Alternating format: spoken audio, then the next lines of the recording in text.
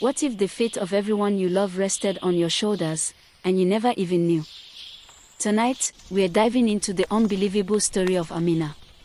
An ordinary young woman whose simple life was shattered when an ancient prophecy resurfaced, naming her as the only one who could stop an approaching darkness.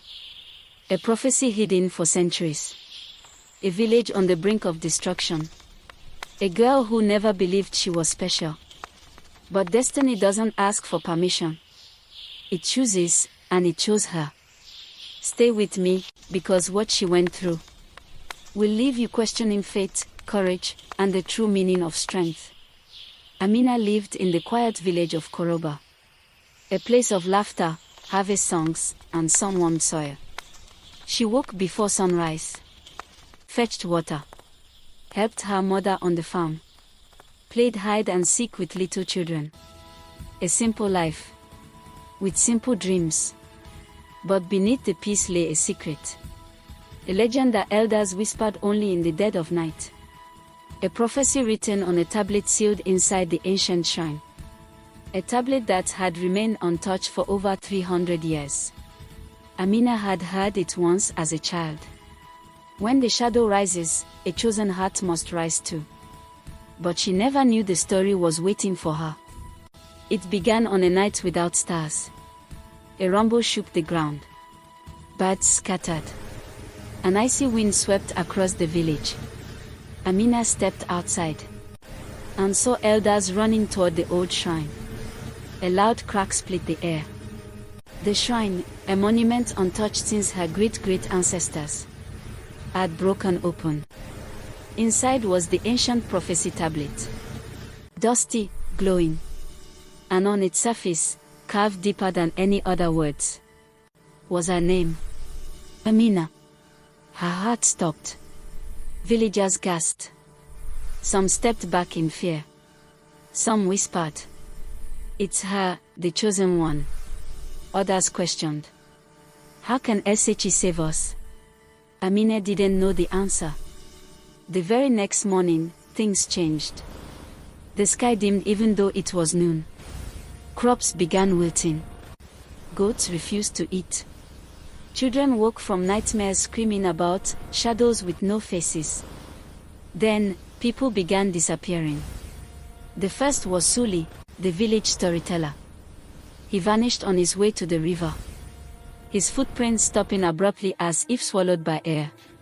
Then Miriam. Then the hunter Jallo. Fear spread faster than the darkness itself. Elders gathered around Amina, every eye on her. She trembled. "I'm not a warrior," she whispered. "I don't know magic. I'm just me." But the prophecy didn't care. Amina spent nights crying, praying for answers. She felt weak, small, unprepared. But guilt ate at her. Fear ate at her.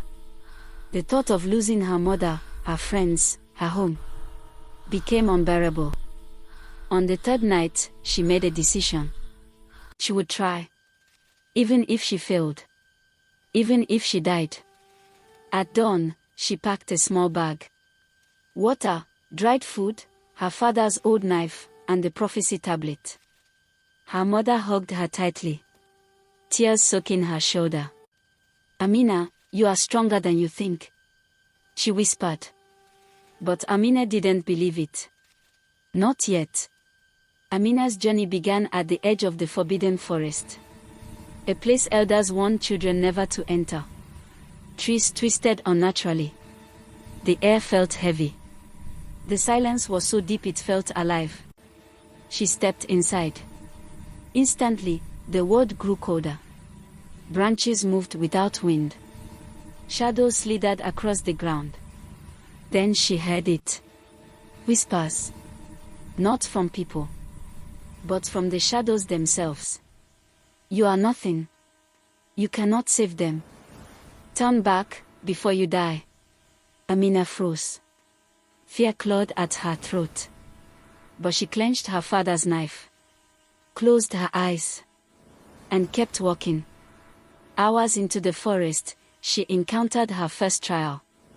A giant serpent made of smoke and darkness.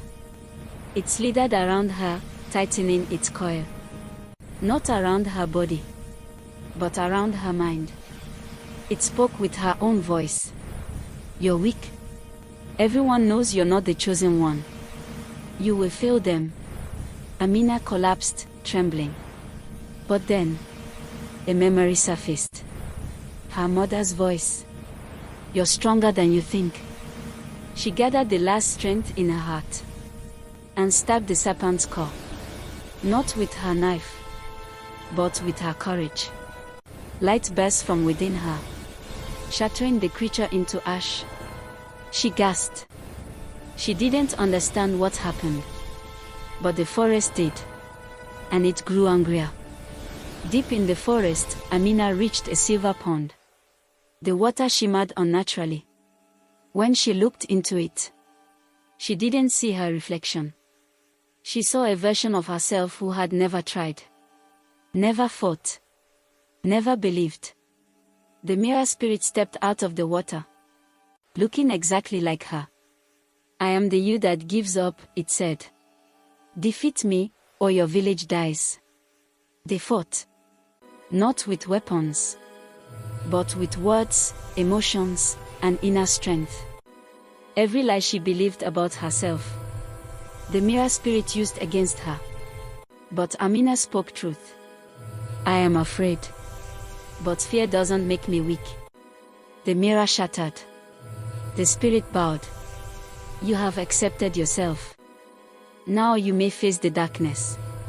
At the heart of the forest was a massive swirling storm of shadow. Inside it, the missing villagers cried for help. Amina stepped forward. The darkness rose like a beast. It tried to consume her, tried to break her, tried to drown her in doubt. But she remembered every step of her journey, every fear she faced, every truth she accepted. A light ignited in her chest. Not magic, but courage.